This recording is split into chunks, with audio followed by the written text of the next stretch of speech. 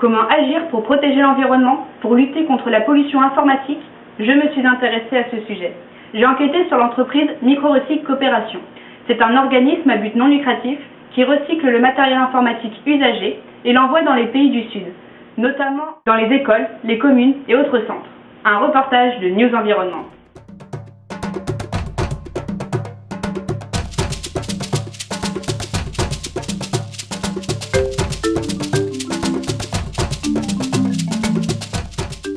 Sur quels aspects intervient Microrecycle Coopération?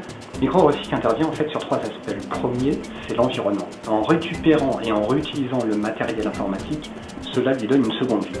Pourquoi une seconde vie? Tout simplement parce que cela demande nettement moins de ressources de redonner une seconde vie à un ordinateur plutôt que de le mettre en pièces pour le recycler.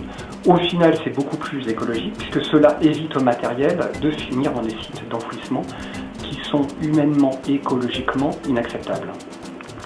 Deuxième aspect, en fait, c'est la coopération internationale. L'objectif, c'est de récupérer des ordinateurs pour les remettre à niveau et les envoyer dans les communautés du Sud. Ça peut être par exemple l'Afrique du Sud, mais aussi Cuba, Haïti. L'idée dans tout ça, c'est de permettre à ces communautés une mise à jour avec la technologie et surtout de réduire la fracture numérique entre le Nord et le Sud. Pour se donner une idée, rien qu'au Niger, il y a un ordinateur pour 1500 habitants. Il y a même des écoles en Afrique où l'on étudie l'informatique et où il n'y a même pas d'ordinateur. Donc le troisième aspect, c'est le social. En local, ici au Québec, on fait de la réinsertion professionnelle en accueillant des stagiaires qui peuvent apprendre à réparer des ordinateurs. De plus, on permet également aussi à des immigrants d'avoir une première expérience sur le marché du travail. Et enfin, pour finir, on propose aussi des stages à l'international. Chaque année, Microrecycle Coopération reçoit plus de 1000 ordinateurs de la part de 600 généreux donateurs. Comment procède Microrecycle lorsqu'on apporte du matériel informatique?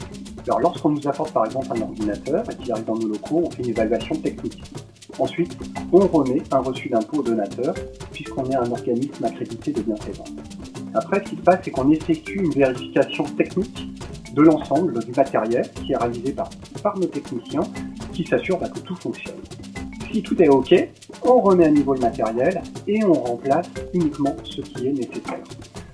Depuis 2003, l'organisme a envoyé plus de 8500 ordinateurs dans 430 institutions publiques comme les écoles, communes et centres de santé dans 7 pays du Sud. À part l'envoi de matériel, effectuez-vous d'autres actions? Nous assurons également l'installation sur place et surtout la formation des utilisateurs. L'objectif, c'est de favoriser l'autonomisation des populations avec les technologies de l'information. Toutefois, en local, c'est-à-dire ici au Québec, nous menons des actions de sensibilisation à l'informatique responsable. En fait, l'illettrisme du XXIe siècle, c'est de ne pas savoir utiliser un ordinateur. C'est exactement ça. C'est pourquoi il est impératif que les actions de Microrecycle soient vraiment développées. Pour ces raisons, il est essentiel de sensibiliser en local, mais aussi d'agir en global. Tout ça en encourageant la prise de conscience individuelle et collective. Microrecycle Coopération récupère les PC et les Macintosh, ainsi qu'une multitude de matériel informatique. Protégez votre environnement, aidez les populations voisines, emmenez votre ordinateur chez Microrecycle Coopération.